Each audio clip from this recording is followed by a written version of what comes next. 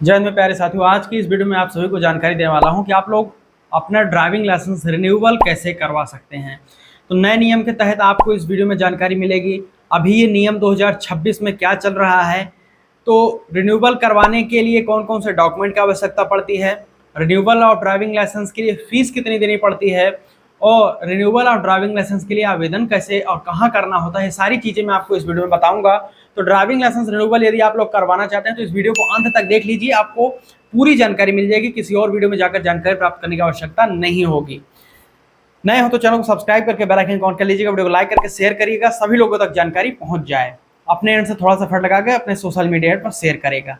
चलिए ज़्यादा समय ले तो सीधे से टॉपिक पर आते हैं। ड्राइविंग लाइसेंस रिन्यूअल सभी प्रकार के ड्राइविंग लाइसेंस की एक निश्चित वैधता के साथ में आते हैं। एक पर्टिकुलर टाइम पर आपको ड्राइविंग लाइसेंस अपना रिन्यूअल करवाना पड़ेगा। ये डिपेंड करता है आपकी एज पर कि आपका ड्राइविंग लाइसेंस कितने दिनों के लिए, कितने साल के लिए वैध होता है। आगे आपको इसके बारे में जानकारी मिलेगी, वैलिडिटी ऑफ ड्राइविंग लाइसेंस की। तो रिन्यूअल ऑफ ड्राइविंग लाइसेंस के लिए आवेदन कहाँ करना होता है वो जान लेते हैं। तो जहाँ से आपका ड्राइविंग लाइसेंस बना है वहीं से आपको ड्राइविंग लाइसेंस के लिए अप्लाई करना होता है रिन्यूअल के लिए। तो जहाँ पर ड्राइविंग लाइसेंस बना तो वहीं से रिन्यूअल करवाइएगा, किसी दूसरे राज्य में रिन्यूअल नहीं होगा, नोट कर लीजिएगा।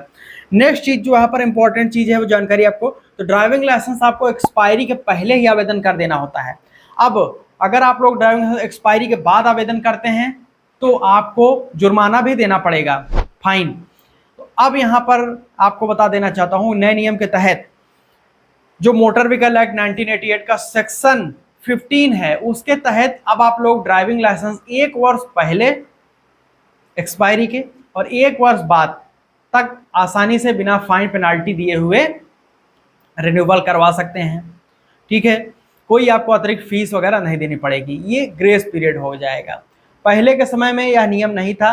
पहले के समय में जो ग्रेस पीरियड का नियम था वो 1 महीने ही था पहले, अब लेकिन वो बढ़ा करके 1 वर्ष कर दिया गया है। तो ये आप लोगों के लिए बेहतरी है और फ़ायदा इसको उठाना है आपको, ठीक है। लेकिन 1 वर्ष के बाद अगर रिन्यूअल करे जाते हैं तो फीस भी आपको बहुत ही ज़्यादा देनी पड़ेगी और ड्राइविंग टेस्ट भी देना पड़ेगा, तब जाकर लाइसेंस रिन्यूअल होगा। ये भी आपको नोट करके रखना है, ठीक है जी। उसके बाद अब बात कर लेते हैं कि यहाँ पर आपको अप्लाई कहाँ करना पड़ता है। तो अप्लाई करने के लिए आपको भारत सरकार के ऑफिशियल वेबसाइट का लिंक डिस्क्रिप्शन मिल जाएगा, जाकर वहाँ से क्लिक करके अप्लाई कर सकते हैं।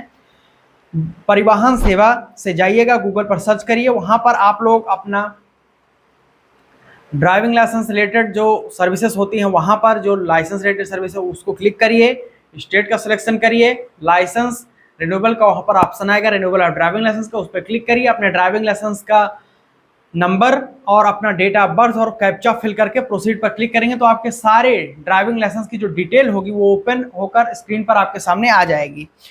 तो जब स्क्रीन पर डिटेल्स आ जाएंगी तो वहीं से आपको रिन्यूअल के लिए अप्लाई कर देना पड़ता है। कोई चेंजेस करना हो तो वहाँ से चेंज कर सकते हैं, जैसे कि एड्रेस चेंज वगैरह है, ब्लड ग्रुप जोड़ना है, तो वो चीज़ आप कर पाइएगा उधर ऑनलाइन। ये हो गई प्रक्रिया ऑनलाइन अप्लाई करने की। अब दस्तावेज कौन कौन से आपको देने पड़ेगा रिन्यूअल ऑफ लाइसेंस के लिए, तो सबसे पहले तो आपको फॉर्म 2 में ही अप्लाई करना होता है। हालांकि जब आप ऑनलाइन अप्लाई करेंगे तो ये फॉर्म 2 में ही अप्लाई होता है, तो इसके लिए आपको अतिरिक्त कहीं पर फॉर्म लेने जाना नहीं पड़ेगा। पहला तो फॉर्म 2 हो गया। दूसरा, ओरिजिनल ड्राइविंग लाइसेंस होना अति आवश्यक है। जिस लाइसेंस को रिन्यूअल करवा रहे हैं वो आपके साथ होना चाहिए। उसके बाद है थर्ड डॉक्यूमेंट है फॉर्म 1A मेडिकल सर्टिफिकेट। चौथा है फॉर्म 5A सर्टिफिकेट, और उसके बाद है पासपोर्ट साइज फोटोग्राफ, उसके बाद है फीस। तो मेडिकल सर्टिफिकेट ध्यान समझिएगा कि जो थर्ड डॉक्यूमेंट मैंने आपको बताया, ये यदि आप लोग ट्रांसपोर्ट लाइसेंस रिन्यूअल करवा रहे हैं तो, और यदि आपकी उम्र 40 वर्ष से अधिक है तो, दो ही केस में आपको देना है।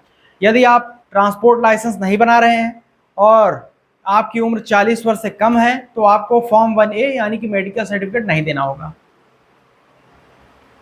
ठीक है।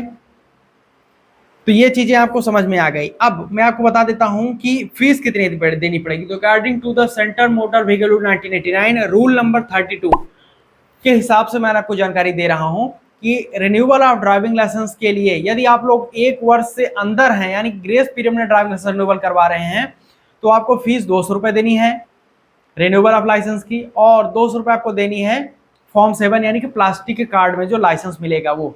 तो टोटल ऑफिशियल फीस 400 रुपये है, ठीक है। यदि घर तक लाइसेंस चाहिए तो 50 रुपये एडिशनल फीस देना पड़ेगा, तो टोटल 450 हो जाएगा। और कुछ यूजर चार्जेस वगैरह 10 से लेकर 100 रुपये तक के बीच में है, वो स्टेट पर डिपेंड करता है। तो टोटल मोटा मोटी 500 रुपये के अंदर अंदर आपका लाइसेंस रिन्यूअल हो जाता है। एक्चुअल फीस 400 रुपये अधिकृत फीस।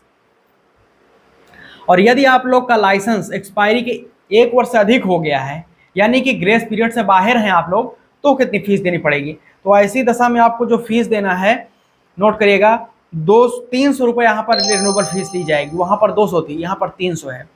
200 रुपये स्मार्ट कार्ड फॉर्म 7 की फीस हो जाएगी। 1500 रुपये, 500 रुपये ये हो गया आपका।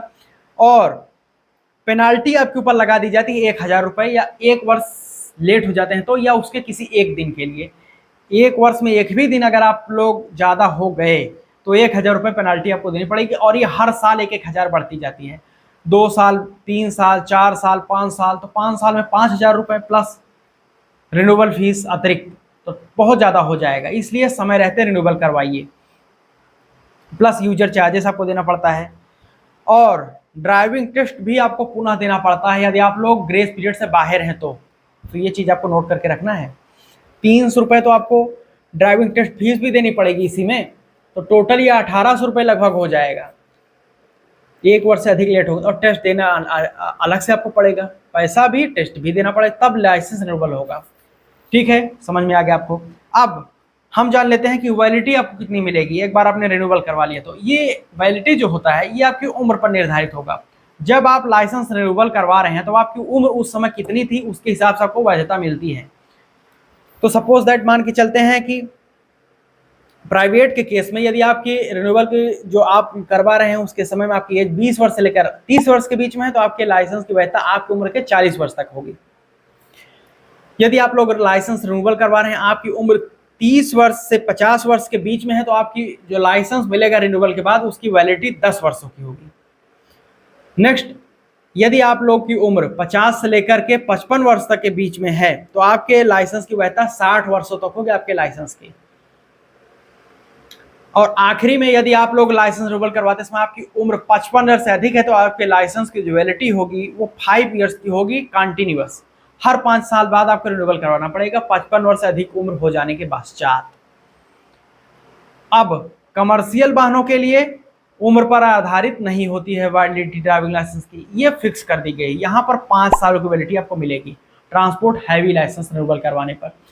और हैजार्डियस कोई खतरनाक प्रकार का केमिकल व्हीकल, पेट्रोलियम व्हीकल चला रहे हैं तो ऐसी दशा में 3-3 वर्ष की आपको वैलिडिटी मिलेगी, ये फिक्स है। तो ये है पूरा वैलिडिटी का स्ट्रक्चर। तो ये मैंने आपको पूरा जानकारी दे दिया लाइसेंस रिन्यूअल करवाने के लिए अप्लाई कैसे करना है, डॉक्यूमेंट, फीस, वैलिडिटी सब कुछ बता दिया। कोई डाउट, कोई क्वेश्चन अभी भी बचा हो तो नीचे कमेंट करके पूछ सकते हैं यूट्यूब कमेंट सेक्शन में, या फिर मुझसे सीधे जुड़ सकते हैं बातचीत करने के लिए @transport @टेक्नोलॉजी इंस्टाग्राम पर फॉलो करके मैसेज कर सकते हैं। बातचीत करने के लिए हम तैयार हैं, उत्सुक हैं। वहाँ पर हमारा व्हाट्सअप नंबर ही आपको मिल जाएगा, कॉलिंग नंबर मिल जाएगा इंस्टाग्राम पर। आइए जुड़कर बातचीत करते हैं।